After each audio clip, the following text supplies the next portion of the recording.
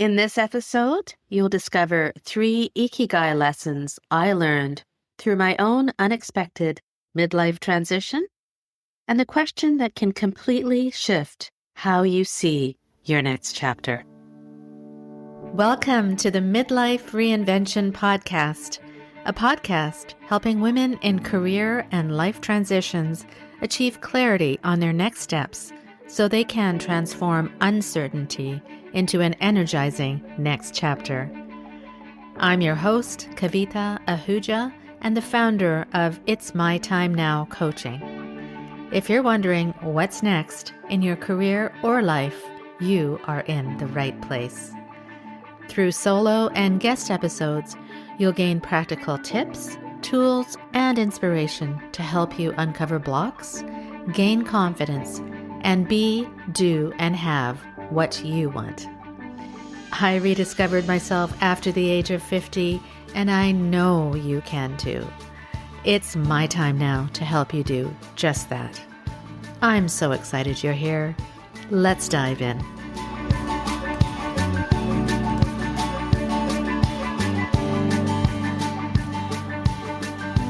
In this episode, I'm sharing something I haven't fully told you yet. I went through my own midlife transition recently, and it caught me by surprise. It happened at my son's wedding, of all places. In this episode, you'll discover 3 Ikigai lessons that came out of that experience. First, the question I want every woman in midlife to ask herself, the one that came alive for me at the wedding and has shifted everything. Second, why so many of us only feel fully alive on vacation and what to do about it. And third, the Ikigai lesson I think is the most underrated of all, the one that explains why so many of us feel restless in midlife, even when life looks good on paper. Stay with me to the end because there's a moment from the week after we got home that I want to share with you. A question I asked myself one late night. That's the reason I'm bringing you this whole next chapter of the podcast differently. I'll share it with you before we close. So if you've been quietly navigating your own transitions and wondering whether anyone really sees it, this one is for you. Hello and welcome back to the Midlife Reinvention Podcast. It's your coach, Kavita. Let me start at the beginning. 2 weeks ago, our family traveled to Cartagena, Colombia, for my son's wedding. He married the love of his life, and from the moment we arrived to the moment we left, it was the most magical and most beautiful experience I have ever had. I knew the wedding would be meaningful. I knew I would cry. But what I did not expect was how much the experience would teach me about my own life and about the work I do with women like you in midlife transitions. By the time we got home, I had realized something. The wedding was not only my son's transition, it was mine too. I am no longer the mother of a single man. I am soon, perhaps, going to be a grandmother. The role I have played for 30 plus years has shifted, quietly and beautifully, into something new. And the strangest part is that I did not see this transition coming until it was already happening. That is how midlife transitions often work. They show up in moments of celebration, in milestones, in the small shifts of identity that we do not plan for. And if we are not paying attention, we miss what they're trying to teach us. So today, I want to share with you 3 Ikigai lessons this experience handed me. Lessons that I think any woman in midlife transition will recognize. Lesson 1. The question, what does the world need, will change everything if you let it. If you've followed me for any length of time, you know that a concept I often speak about is the Japanese concept of Ikigai, or your reason for being. And one of the 4 pillars of Ikigai is the question, what does the world need? For years, I have taught this concept and asked clients to sit with it. But I do not think I fully felt the power of it until I watched my son and his bride bring it to life. Here's what they did. From the very first conversation about their wedding, they did not ask, "What do we want?" They asked, "How do we want our guests to feel? How do we want them to feel when they walk into the welcome dinner? How do we want them to feel during the ceremony? How do we want them to feel at the reception?" Every single decision was made from that lens. And the result was magic, pure magic.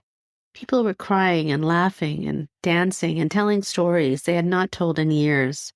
Strangers became friends, and old friendships deepened.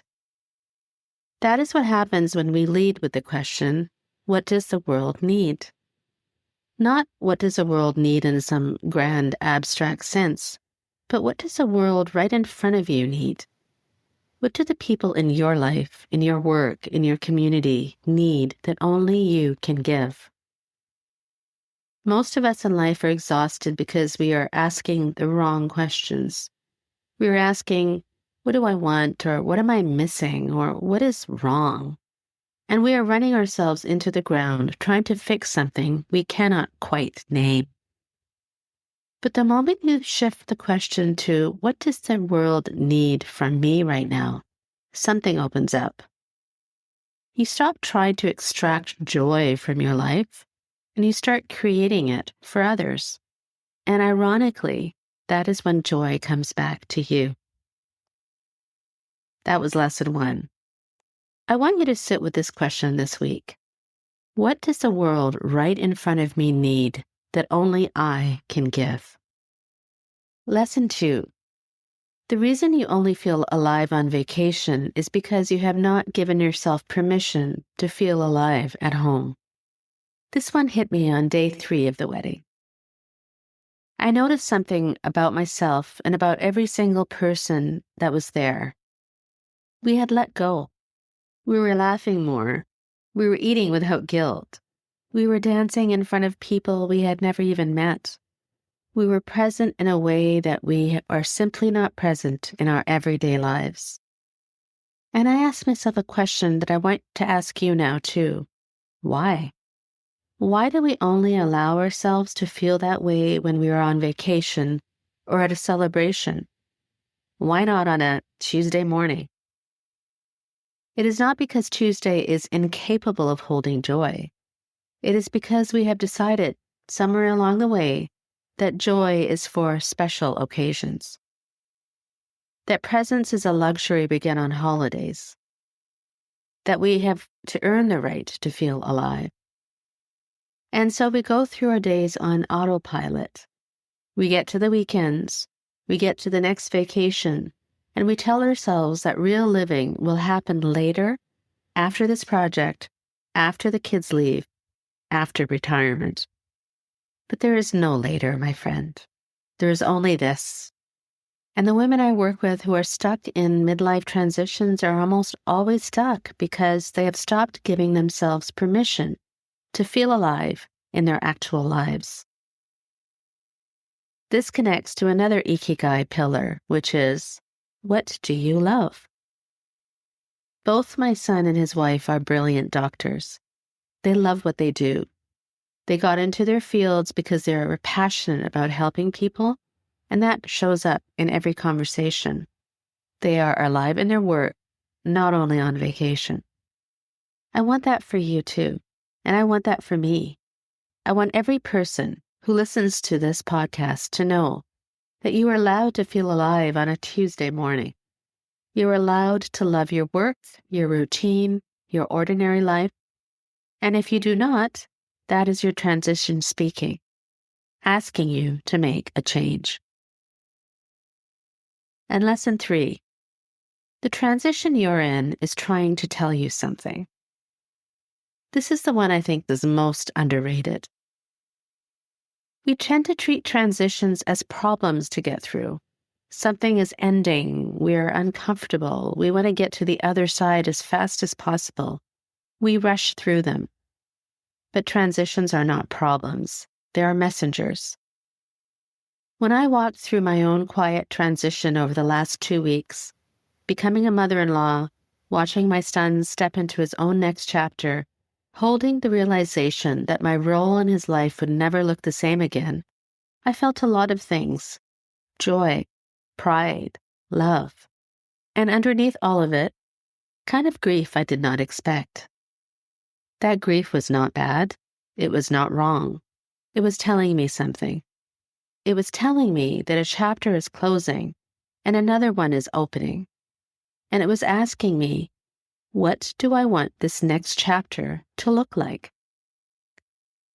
That is the most underrated Ikigai lesson of all. Every midlife transition is asking you the same question. What now? What do you want this next chapter to look like? And if you can sit with that question without rushing past it, the answers will come. For me, the answer was clearer than expected. I want to share more of myself with you. I want to keep doing this work. I want to support women in their transitions with everything I have learned, including what I am still learning. For you, the answer may be different, but the question is the same. The transition you are in is showing you the door to the next chapter. Do not rush past it. Now back to the moment that I promised you at the beginning. The week we got home, I couldn't sleep. I kept playing back moments from the wedding, the vows, the speeches, the way my son's face lit up when he saw his bride walk down the aisle, the way the room felt when we toasted them. And one late night, I asked myself a question. Am I actually living what I teach? Am I letting people see me, the real me, or am I only showing up here as the polished coach? The honest answer was that I have been holding back. I have been teaching the theory of Ikigai while keeping my actual life at a distance from the work, and that is going to change. This episode is not really about me. It is about you. So before we close, I want to turn this back to you. What about you? Are you in a transition right now that you have not fully named yet? Maybe it's your kids growing up. Maybe it is a relationship shifting. Maybe it's a slow realization that the work that used to light you up does not light you up in the same way anymore.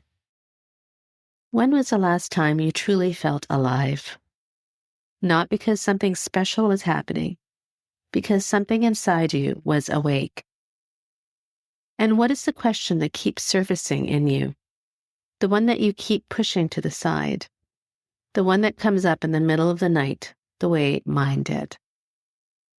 Those questions are not problems to solve. They are messengers, the same way mine were.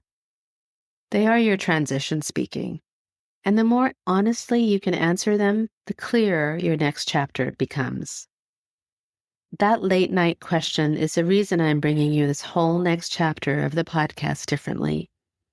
Over the next 6 weeks, this podcast is going to feel a little bit more personal, a little more honest, a little more like a real conversation between two women in midlife trying to figure out what comes next.